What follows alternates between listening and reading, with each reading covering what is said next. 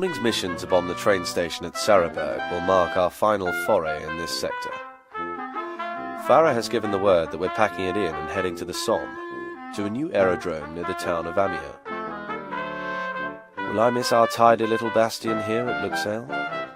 No more than a fox misses his den after it's been ravaged by hounds. Au revoir.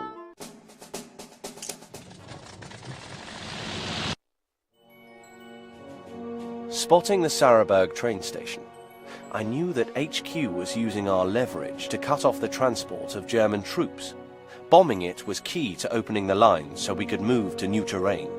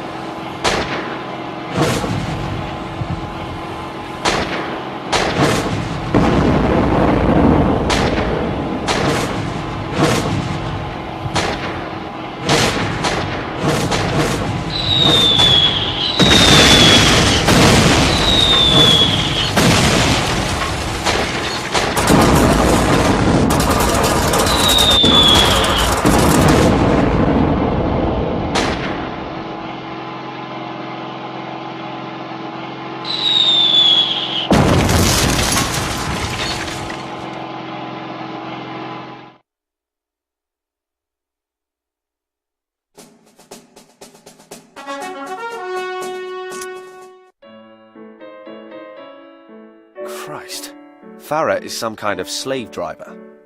Kept us up all night pitching camp at Amiens after a 5-day base move, half of it marching through rain and mud. I certainly don't envy the trench rats. Patrolling over the Somme for the first time today.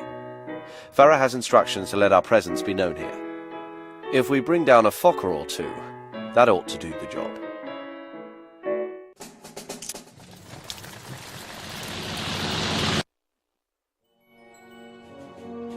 Outnumbered by one, we spotted a recently commissioned Albatross along with a trio of Eindeckers. The time was right to see how Germany's new biplane would fight.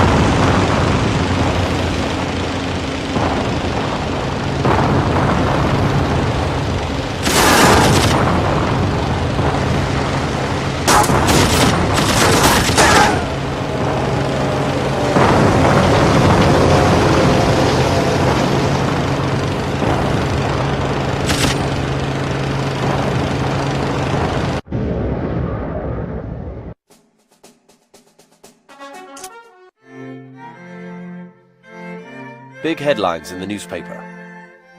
Romania has declared war on Austria-Hungary. Then Italy declared war on Germany, and Germany declared war on Romania.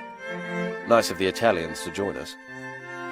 Meanwhile, we're off to strafe the Somme trenches. Not sure how this kind of mission is supposed to go, but I'm about to get some on-the-job training.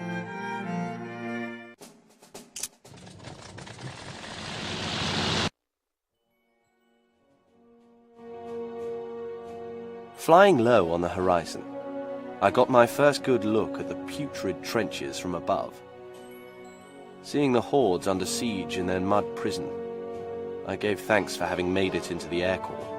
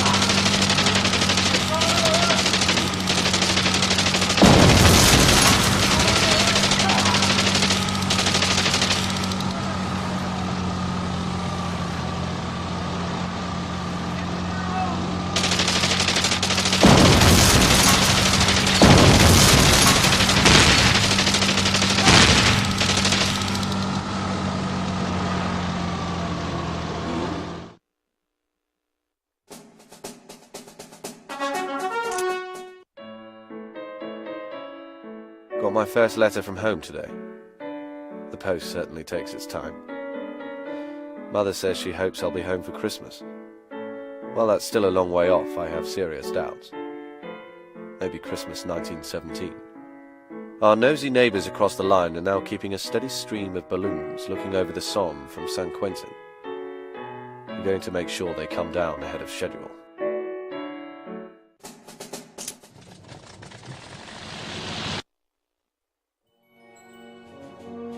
The misty banks of the Somme came into view with a duo of plump eavesdroppers.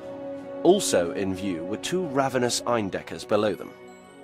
I wasn't in any mood to help their pilots earn the blue max.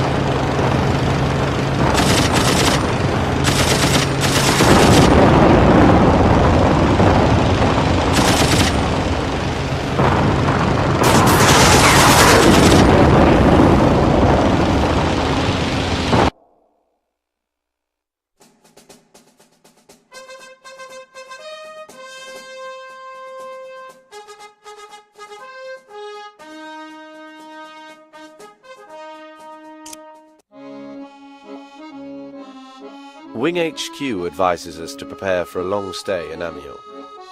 The trenches are being fortified and it's starting to look like another Verdun. Trench warfare is a damn stupid way to fight a war, if you ask me. I'm patrolling the Somme today with one of the other chaps. Bosch patrols have increased in response to our river raids. There are no more easy days.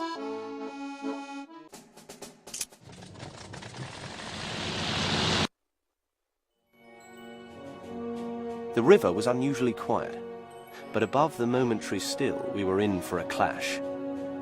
We faced the fairest of all possible fights, a 2-on-2 encounter with a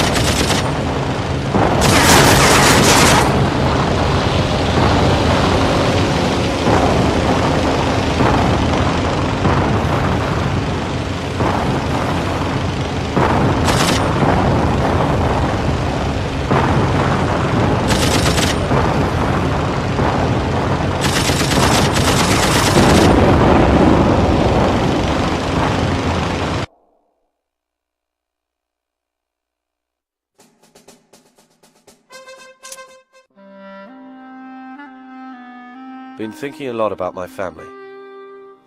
Hoped I was over my loneliness, but I suppose it never goes away. But if I can still feel homesick, then at least it means I can feel something. Farah says to stop whinging and start thinking about protection. His informant reports a 1430 strike at Arras, and 2 of us are being dispatched as a welcome wagon.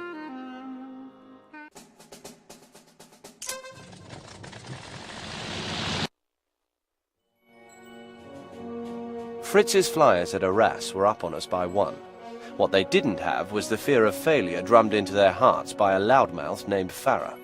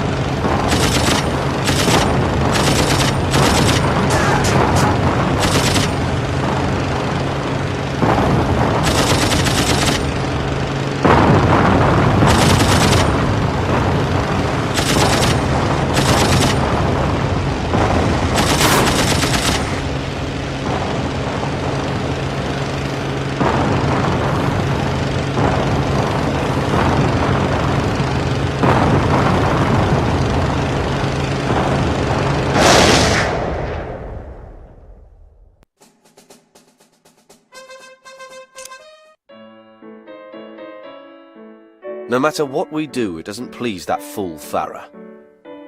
We risk our lives, we follow orders, we help the mechanics service our planes, and we shoot down Germans. All we want is our post on time. All he can say is, "Leave me alone, ladies." Pillock. I'm off with 2 of the others for some balloon busting at All Noir. No doubt I'll be keeping an eye out for our old friend Archie.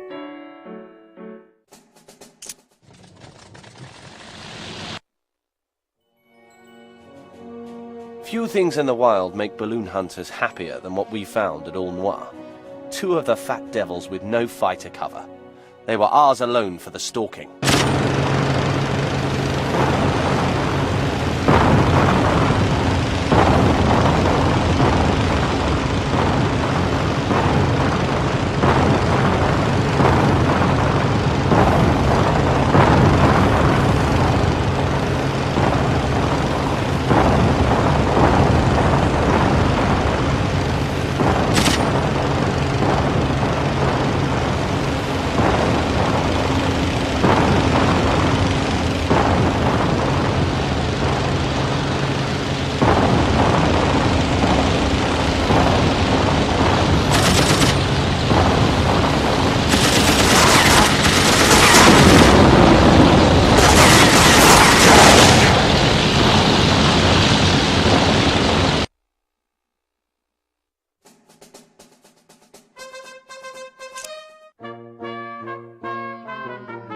I understand we're now using these monstrous vehicles called tanks.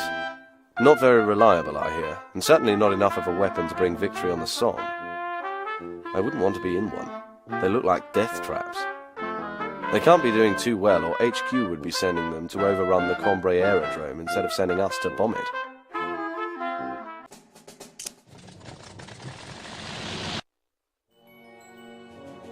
With His Majesty's armoured buggies bogged down in their tracks, we closed in on Cambrai with AA fire erupting all around. We'd have to be a lot more impressive than these tanks, or we'd face a similar fate.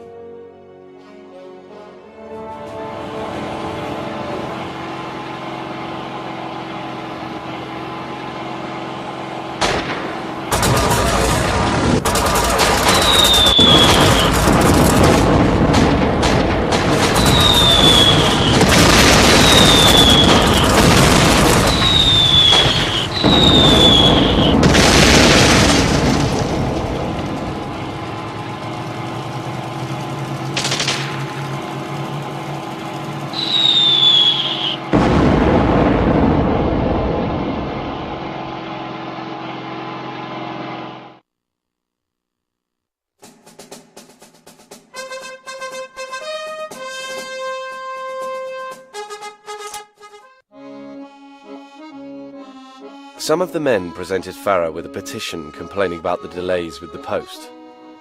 Farah says he's not interested in petitions, he's got much bigger problems to deal with.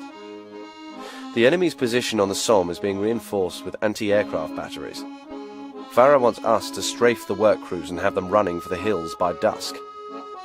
If we raise any Archie, that'll be the icing on the cake.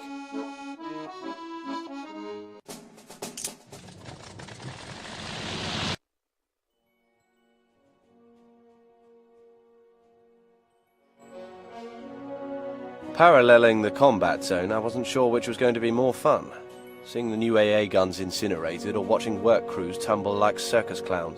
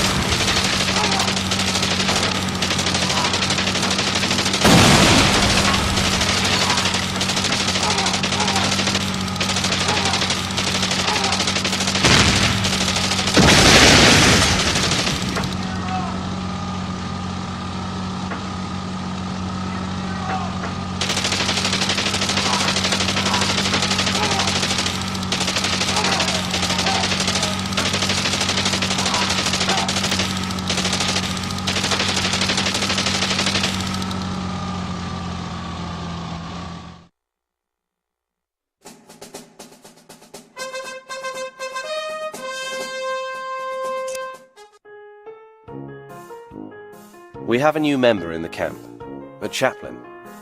Holy Joe, we call him.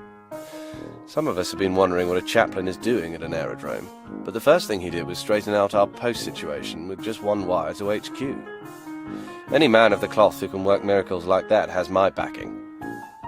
Stoic as always, Farah is letting the whole thing blow over and sending 4 of us to escort a bomber to Hirson.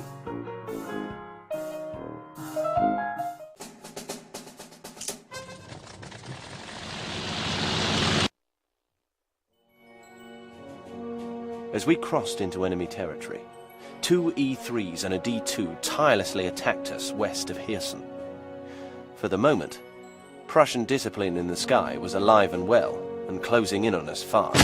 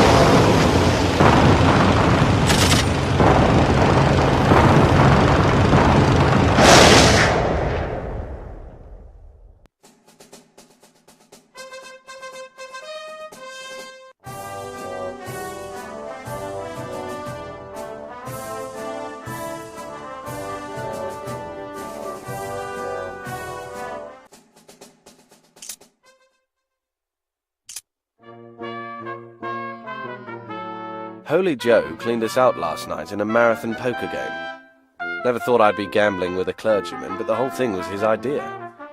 Not only did he organise our debauchery, I think he has a direct line to you-know-who. 1 game and I already owe him 2 guineas. Hope I live to get a rematch. 4 of us have the noon patrol, and Farah wants us to do at least as well as the morning boys.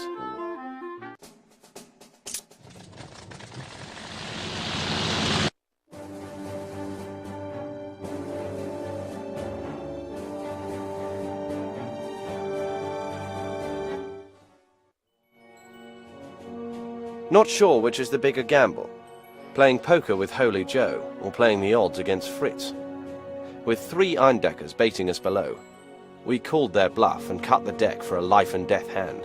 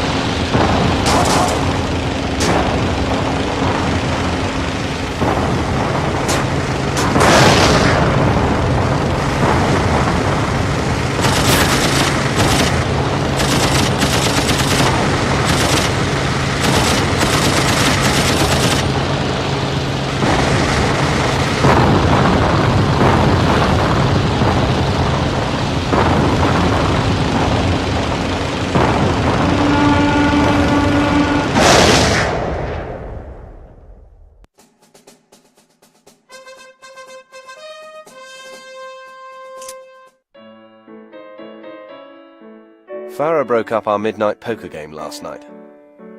Thought he was going to join us, but instead we got a bunch of hoo-ha about irresponsibility.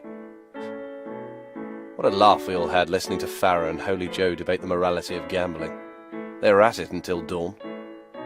Going up on mid-morning patrol with 2 of the boys. The front is hot and we need to keep it from getting hotter.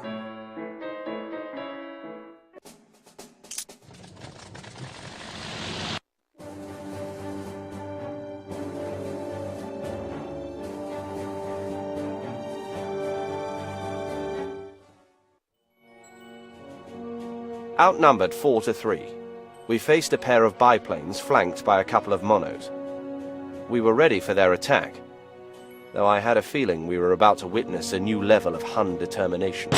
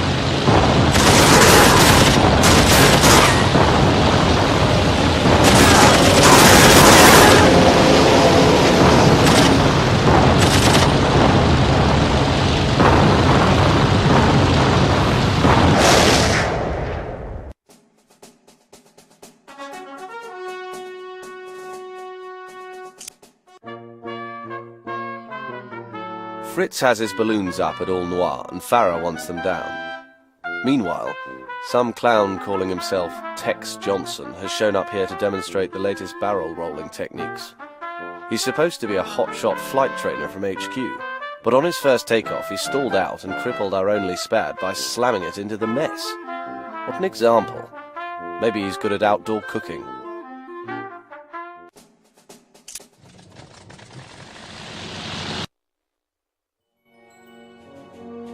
Faced with a puzzling 3-on-3, I knew from my studies that an even challenge could be tricky. It seemed like an awful lot of effort just to get a shot at one lousy balloon.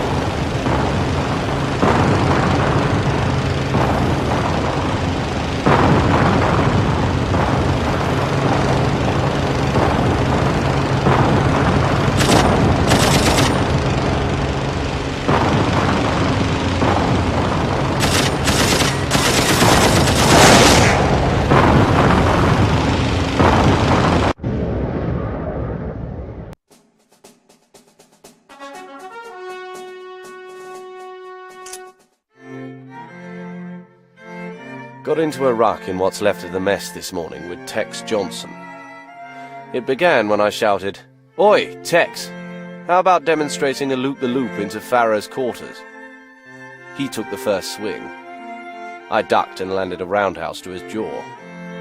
I have a feeling Farah thinks I started the brawl, since he's sending me on a strafing run to the Somme trenches. Not sure if it's a reward or a punishment.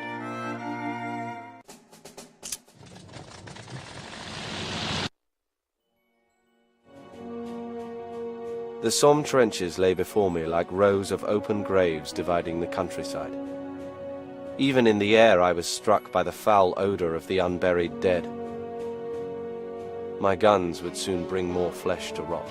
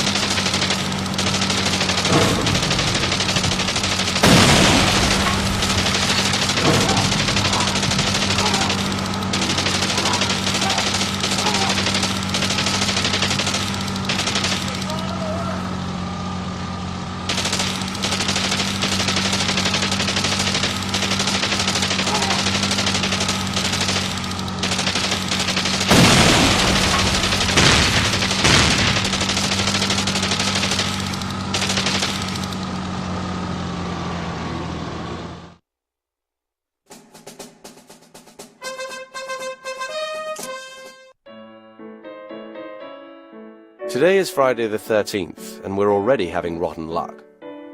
This morning, Tex Johnson spun out on our main landing strip and pancaked one of our refurbished Newports into a barn. Everyone laughed as the chickens climbed out, clucking all over the plane's crushed wings. Tex was humiliated, and for a moment I actually felt bad for him. 4-man patrol over Lille at 0400. Don't want anyone laughing at me, so I have to keep holding my own. Being humiliated like Tex is the worst thing for a pilot. After dying, of course.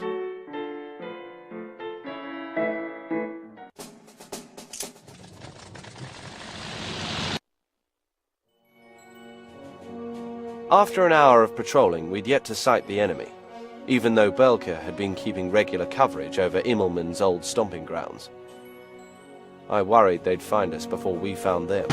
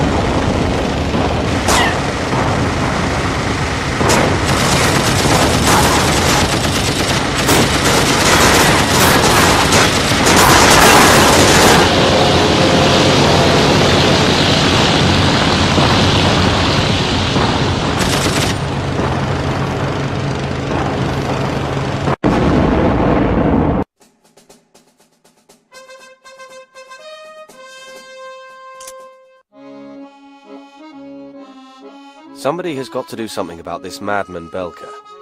Yesterday he got his 35th kill. The pilots he's training are flying better than any we've seen. Especially the new kid he's picked as Immelmann's successor. Richthofen, I think his name is. Upstart.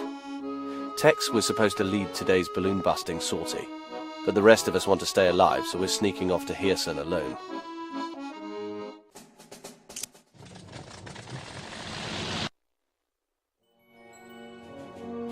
gaining on a lone balloon, we couldn't believe that the Germans would send up an observer without cover. Was it a ruse? Or had the cunning Belka simply fallen asleep in his scheming?